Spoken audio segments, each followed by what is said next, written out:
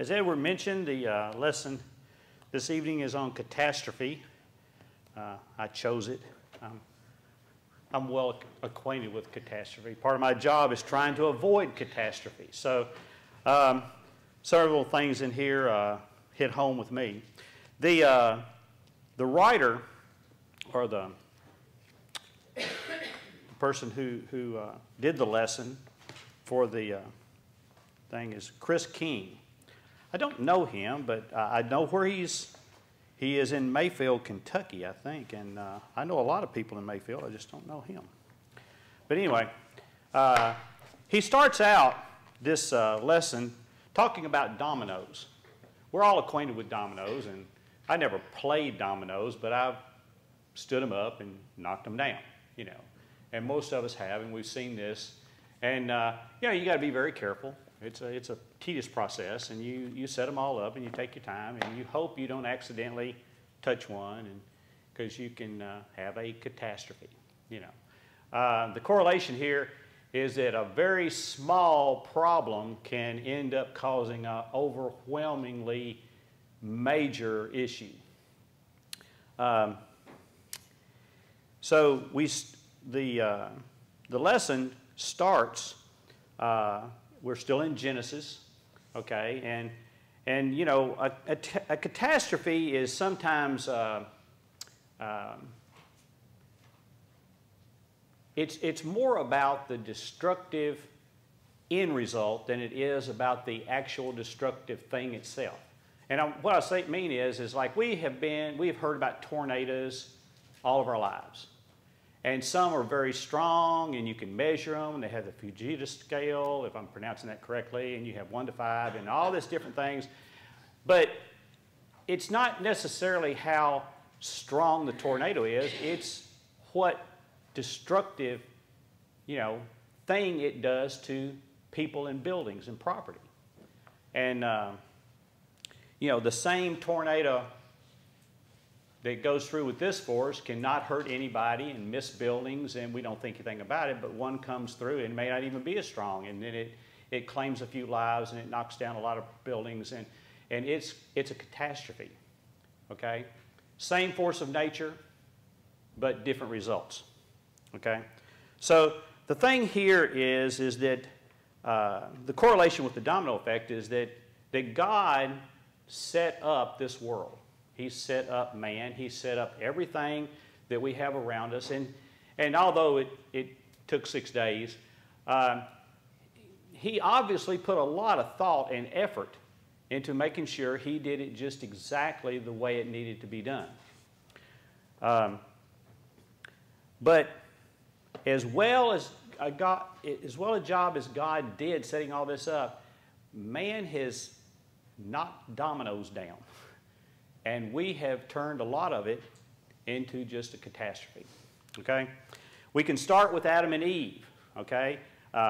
Satan's temptation, they just, you know, disobeyed God.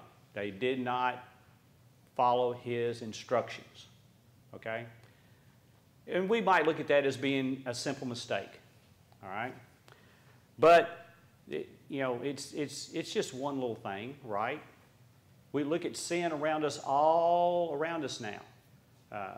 We see multiple sins in one day. We may commit multiple sins in one day, you know. But this seemingly small thing started a domino effect, okay? It started other things. You know, we can see how this happens in our own lives. We could look and see how it happened in King David's life. You know, how one sin led to another sin, which led to another sin. So this domino effect seems to travel hand in hand with sin. It's not too long till you have Cain and Abel. All right? All right. Now, with Cain, we have jealousy, we have anger, vengeance, hate, murder, and lying. There are 6 different things show up with Cain. From, you know, we're not even 1 generation gone here, okay? So sin is starting to carry its weight a little bit, and more dominoes are starting to fall. The descendants of Cain weren't that great. And Brother King put in the lesson here the story of Lamech. I had never really read about Lamech, or at least this Lamech. And he made a little speech to his wives, and it goes like this in Genesis 4. Wives of Lamech, listen to my speech, for I have killed a man for wounding me, even a young man for hurting me. If Cain shall be avenged sevenfold, then Lamech 70-fold. Now, Lamech is trying to justify his vengeance, okay, by saying, well, God didn't destroy Cain, my ancestor. Cain was allowed to live, and so God's going to allow me to live even more. See, because, my vengeance is okay. It's amazing how the logic of sinful man works. Who would come up with such an idea as that? I mean, you go back and read, Cain whined to God, well, somebody's going to find me and kill me because of this evil I've done, God. So God said, okay, I'm sorry, I'm paraphrasing, but God protected Cain, right? He said, vengeance said, anybody who harms you, Cain, I will visit on them, this evil. Well, and Lamech thought that if he was even more evil, then God would protect him even more. Obviously, poor logic in that case. But this is the way sin takes over. It not only messes with your physical life, it starts messing with your mental life. And sin just continues to cause problems. Now, there's not any righteous men mentioned in the descendants of Cain. Okay? But now, if we go to Seth, who was the other offspring of Adam and Eve after Abel was killed, we do read of Enoch, and Methuselah is mentioned, although it's just because of his long life. I mean, he was given a long life probably for a reason. Now, there was another Lamech. Now, this was a good man named Lamech, not the one we were just talking about. This is the father of Noah, and he's mentioned in favorable context. And, of course, then we get to Noah. So, the lineage of Seth is better. Now, we don't want to, obviously, not every descendant of Seth was good because everybody in the flood dies except for Noah, okay? So, not every descendant of Seth was good. But the fact of the matter is that through the line of Seth, you can see that goodness did find a way of continuing and righteousness of continuing, okay?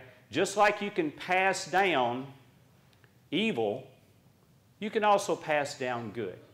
And the reason I'm mentioning that is because we don't need to forget the fact that our descendants coming after us, our children, our grandchildren, our great-grandchildren, it could be that their salvation hinges on how we do and how we live, okay? We need to remember that. The righteousness has a better chance if you practice righteousness. Just as sinfulness can be passed down, not the sin itself, but the influence of sin. The bad things that happen that happen to you because of your sins can actually end up affecting those who come after you. We know this from Exodus 20. You shall not bow down to them nor serve them, for I am the Lord your God. I am a jealous God, visiting the iniquity of the fathers upon the children to the third and fourth generations of those who hate me. So eventually, sin finds a way. Those dominoes, if they're falling around you, they could end up falling on your children and your grandchildren. Okay, that's just the way sin is. I hate to correlate with a virus, but it's as close to a virus as you can get. Sometimes if you get too close, you'll catch it. So this disobedience to God continues to cause problems and issues with man. And God you know, He's our Father. You know, He wants what's best for us. He loves us. The charity we spoke about Sunday, He wants what's best for us. He doesn't rule over us and give us rules and everything just so that He can be our boss. He wants us to succeed. He wants us to be happy. He wants us to thrive. And you cannot have any of those things if you live in sin. Eventually it ends up, sin is going to take over, and it's going to ruin your life, the lives of those that love you or those who come after you. You know, man has a problem. Or we don't want to be ruled by anyone. God's just one in a long list of the people that we don't want to listen to. We want to listen to ourselves. I don't know if it's our nature, if it's what we're taught, if it's what we see, if it's the power that goes along with why I'm going to do what I want to do. You know, this arrogance that comes about us sometimes. And maybe Satan just fools us into taking that position. Okay? But one way or another, a lot of people just don't want to be ruled. And God is just at the top of that list, and they never even give God a chance sometimes because they want to do what they want to do. We think we know what's best for ourselves. Almost everybody does. But Jeremiah said it this way, "O Lord, I know the way of man is not in himself. It is not in man who walks to direct his own steps." And the older I get and the wiser I get, the more that scripture makes sense. We just don't really know enough to know what we're supposed to do. We buy into sin. We'll practice it. We make it our norm sometimes. And that just allows it to flourish and knock over more dominoes. And we have no one to blame but ourselves. We get ourselves into these messes, and we can't get ourselves out. So, going on into Genesis, these dominoes, sinful man, it's just falling all over the place. Okay? And can it get worse? Yes, it can get worse. And it does get worse. Sin, if left unchecked, if you think about it, it's kind of like a wildfire. Okay? It doesn't take much. It gets started really slow, some insignificant thing. And then you come back a few days later, and all you have is charred remains. There's no life. There's nothing growing. It's just desolate. Life is gone. You look at it, it's like there's no hope. You know, the fire has taken away all the life, and anything that was useful, it's burned it all up. And that's kind of what sin does. It goes into our hearts, and it chars our hearts, and it crumbles everything that's around us. We become lifeless and we become hopeless when sin takes over. And so the key is we have to realize what's happening when we allow sin in. Continuing on in Genesis, we'll get to Noah now, because this is kind of where it's centered around the lesson. The Lord saw the wickedness of man. I mean, this domino effect it had permeated everything. The wickedness of man was great on the earth, and every intent of the thought of his heart was only evil continually. And the Lord was sorry that he had made man in the earth, and he was grieved in his heart. So the Lord said, "I will destroy man, whom I have created from the face of the earth, both man, beasts, creeping things, birds of the air, for I am sorry that I have made them." So, God is about ready just to knock all of the dominoes down and be done with it. Okay? It's just bad. Sin, his nice creation, which he put so much time and effort into with us, and what he wanted so much for us, we've just ruined it. And sin has come in, and it's just changed everything. The thought and intents of the heart were evil continually. I mean, it's not like there's any new sin. It's just that man had more time, I guess, to sin, so that he continually stayed in a state of disobedience and pleasuring himself and looking only after what he wanted. So a catastrophe, God's ready to perform a catastrophe, I guess. He's ready to end it all, okay? I picked up a little thing, you may have seen a movie one time I thought like this, but it actually has a thing. It's ELE, Ellie. That's Extinction Life Event. And they give this name to, you know, all kinds of different things that could wipe out the population of the earth. You got to have a name for it if you can have a movie about it. So, but that's where man lives no more. There's either no living things left, or at least there's no men and women left on the earth. It's called extinction level event. So this is what all the dominoes falling would be like, okay?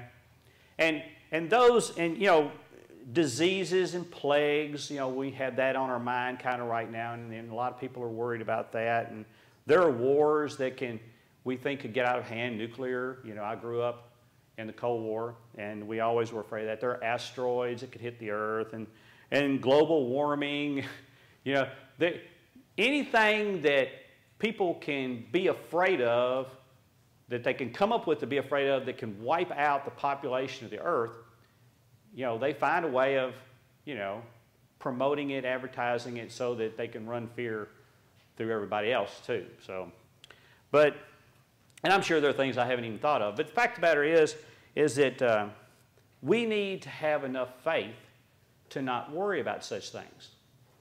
It's hard not to sometimes, but we have to realize that God's in control. It's His earth.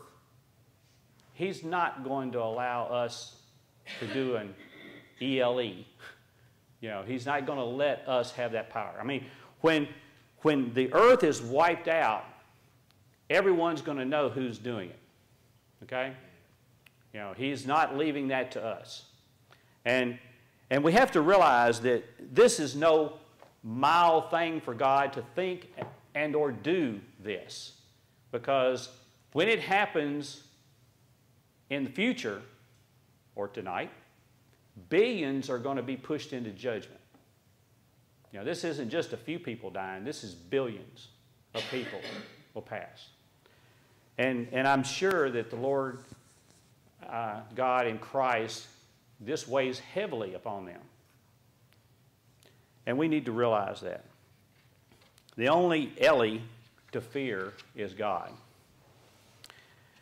But we got very, very close.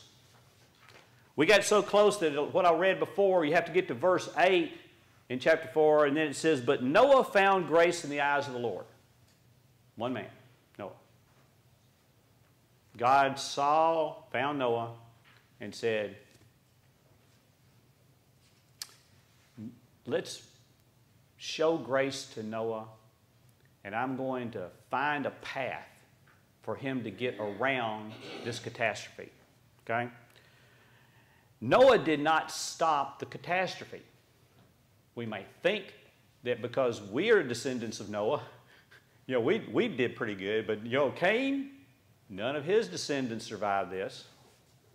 You know, his lineage was wiped off the face of the earth, as well as a lot of the others. But God provided a way for Noah. Now it took Noah 120 years, you know, and he had to listen and obey God. He had to get those boys up and work on that ark a whole bunch of days. My daddy always had a joke about that. You know, you can just see, you know, Shem, Ham, and Japheth came about, "Are we working on that old boat again today, Daddy? I mean, we've been working on that thing for decades, you know." But the fact of the matter is that, you know, that was a way around the catastrophe. The catastrophe still happened. All those that died in the flood, and like Edward has I think obviously stated, there's scratches probably on the outside of that ark, right? Because they didn't get in the boat when they should have. They didn't listen to Noah. They didn't realize that the catastrophe was coming until it was too late. There's a lot of importance there to realize and come to the understanding of when the catastrophe is coming. But the ark technically was not that large. I mean, you know, we can go up now in Kentucky and see a replica, and you can put it in and you think, wow, it was really big. But really and truly, the ark was not that very big considering how many people were on the earth. You ever thought about that? God kind of knew that nobody was going to believe Noah. God knew it. So it just had to be big enough for the animals in Noah's family. I'm sure that if there had been some that would have turned and followed in the path of God and followed Noah, there would have been room for them, but they just didn't. They didn't listen. They didn't see and have faith and know what Noah knew. So, and I'll make this statement, and we worry sometimes about the size of the church. You know, and as we want as many to be saved, we want to be like God. We want as many people to be saved as we can. But God's already told us that few are going to be saved. So, in actuality, compared to the world, the church is going to be like the ark. Big enough to handle those that need to be, those that are in it, and who stay in it. So anyway, we get to the flood, okay, and the catastrophe happens. Okay, it's a nice story, right? And all of us know it, and many people out there in the community who don't know hardly anything about the Bible know about the flood. And but why does this matter? You know, why does this story in the Bible, this catastrophe in the Bible, why does it happen? And of course, those of us that study, and we realize that in Romans it says, for whatsoever things were written beforehand were written for our learning.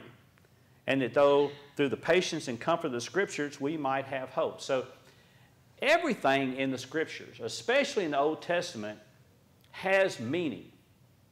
It's wisdom that allows us to see stuff that's coming and stuff that people in the world can't see, you know.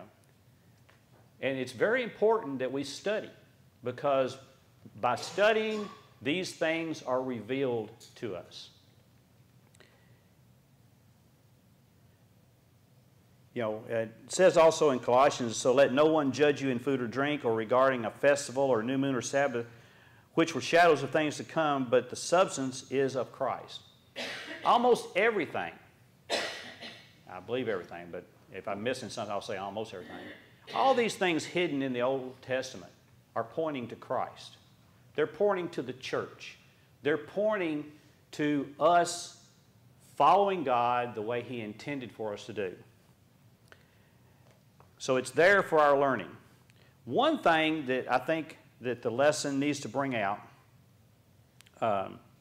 is the fact that when we're looking at the Old Testament, we're looking at Genesis, and we're looking at the catastrophe of the flood, okay, and we're looking at the correlation of that. We're looking at God's plan slowly unfolding. And also we're looking at the plan, the shadows of the things to come. So, you know, you can look at the flood is judgment. You know, when God says it's all over and shuts the door. We can look at the ark being the church. You know, Noah's Christ. Because nobody would have been saved without Noah. It was just all about Noah.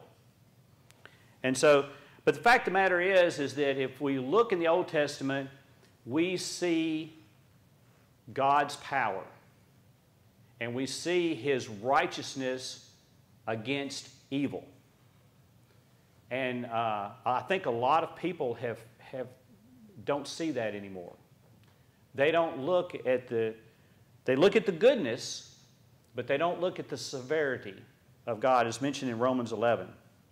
We must consider both the goodness and severity of God. On those who fell, the severity, but toward us, goodness. If you continue in goodness, otherwise you also will be cut off. There's always goodness and righteousness, and there's evil, and there's severity. And God lets us know over and over again, do not forget that I will punish the wicked. We cannot forget that. We tend not to look for the severity. The story of Christ is about our salvation. And if it were not for Him, we would not have any hope. He is the way. He's the way around the catastrophe. There's a catastrophe coming. Judgment Day is coming. And there's only one way to survive it, and that's in Christ. You know, there's most all the scriptures about the wrath and punishment of God are in the Old Testament. I will punish the world for its evil. And it goes on. And righteousness is the only thing that will deliver you from death. Riches do not profit in the day of wrath. And God makes this statement, for I am the Lord, and we know this, I do not change. Okay, we have to remember that. God does not change. So the goodness that we see through Christ, there's also the severity and wrath in God. And I've always tried to separate God from Christ in this. You know, I think, well, God is good, but in love, but He's the punisher, and Christ is the good, the hope, the love, the salvation is Him. But that's wrong. If we look in Revelation, I'm going to have to skip down because once again I have way too much information.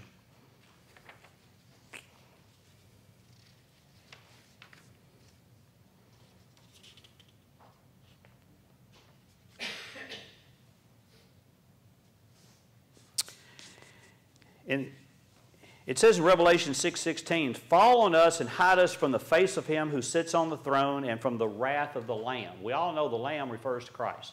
So when we say, and rightfully so, that God and Christ are one, they're in complete agreement. They're in complete agreement about salvation, and they're in complete agreement about judgment. Okay? Because this specifically says also to fear the wrath of the Lamb. So Christ is there with God. He's in agreement. And I always wondered why in Revelation they stuck in the fact of the martyrs that are under the throne, and they're crying out to God to avenge them. You know.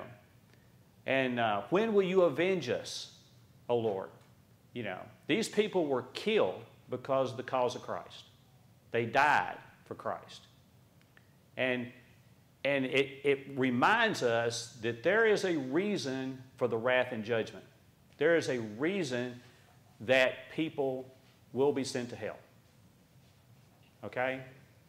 And we have to realize that that's part of the plan. That's why we need to realize that we need Christ. Because we need to have the pathway around the catastrophe. We do not need to be in that flood when it arrives. The last thing I'll get to in closing here is a lot of people, well, in Romans 9, give me time to read this. Does not the potter have power over the clay for the same lump to make one vessel of honor and another for dishonor? What if God, waiting to show His wrath and to make His power known, endured with much long-suffering the vessels of wrath prepared for destruction, that He might know the riches of His glory of the vessels for mercy? A lot of people might say, well, I'm just a vessel of wrath. God made me like this. You know, I'm no good. I'm just like this. I'm evil. They play the victim. That's not reality. The reality is you're on the potter's wheel. You're a lump of clay. And somebody is making you into something. If you let Christ rule your life, you'll be a vessel of honor. But if you're letting Satan run your life, you're going to be a vessel of dishonor. And so it's, who's your potter? That's what it boils down to. Who is molding you? And where is your destiny? So in closing, I'm just going to say, are you in or out of the ark? Are you in or out of the ark? Thank you.